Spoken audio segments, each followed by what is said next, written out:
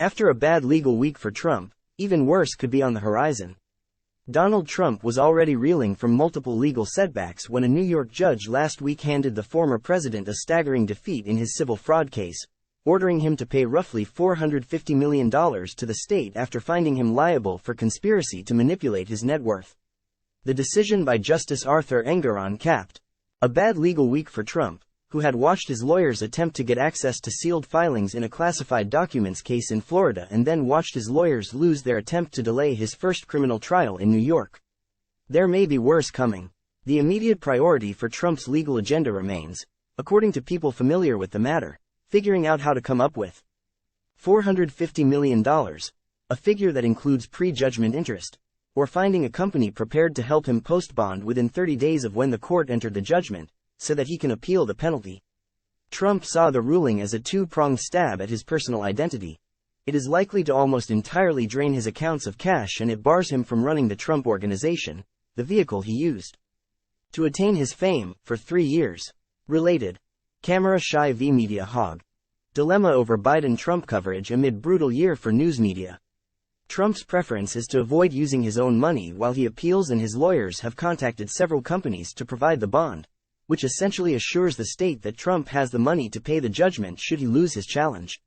To obtain the bond, Trump would first have to find a company willing to accept him. He would then have to pay a premium to the bond company and offer collateral, likely in the form of his most prized assets, which would accrue interest and fees. If the penalty is upheld on appeal, Trump will face a huge financial burden. In an interview under oath with the New York Attorney General's office last year, Trump said he had $400 million in cash and cash equivalents, though that figure could not be verified. A proportion of that figure comes from Trump's sales of 2 properties after he left the White House, as well as new ventures including a real estate branding deal in Oman. The deals were intended to give Trump a cash cushion in the event of a sudden financial setback. But even if Trump's $400 million claim was accurate, that would clearly be wiped out should the $450 million penalty be largely upheld. Adding to the total sum Trump must disgorge is an $83.3 million judgment entered against him last month after he lost the second defamation trial involving the writer E. Jean Carroll. That figure is not payable immediately, but it is another massive figure for which he has to account. Trump may ultimately find himself without enough of a cushion and face the need to mortgage or sell some of his properties. While Trump is not expected to go bankrupt, his total holdings are in the billions. It would mark a particularly humiliating moment for the former president. The legal woes extend beyond causing him financial pain. On Thursday, it was confirmed Trump would face trial in New York on charges that he falsified business records over hush money payments to a porn star to shield himself from bad press before the 2016 election. Jury selection in the case is now scheduled for the 25th of March, despite a last-ditch attempt by Trump's lawyers to stave off the trial. Before the hearing to affirm the trial date, people involved in the situation said Trump's advisors had retained some hope it might be delayed, even if they believed it was the most politically advantageous case of all his 4 criminal indictments.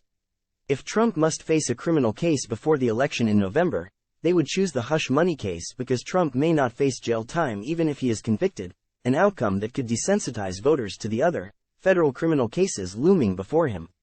But on Friday, Trump was dealt another legal setback in Atlanta, after he and his co-defendants charged by the Fulton County District Attorney over his efforts to overturn the 2020 election struggled to argue she should be disqualified from bringing the case.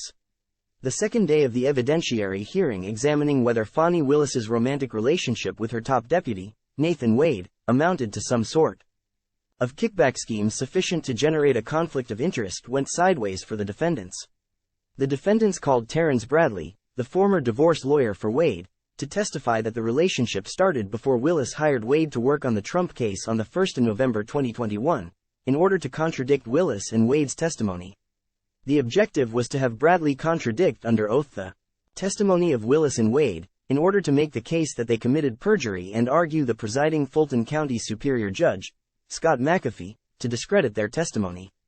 But Bradley was a particularly reluctant witness and testified he had privileged information about when the relationship started, but not personal knowledge he obtained separate from him representing Wade. By the end of the day, it appeared uncertain whether the defendants had met their burden of proof to force Willis off and make the criminal charges in Georgia go away.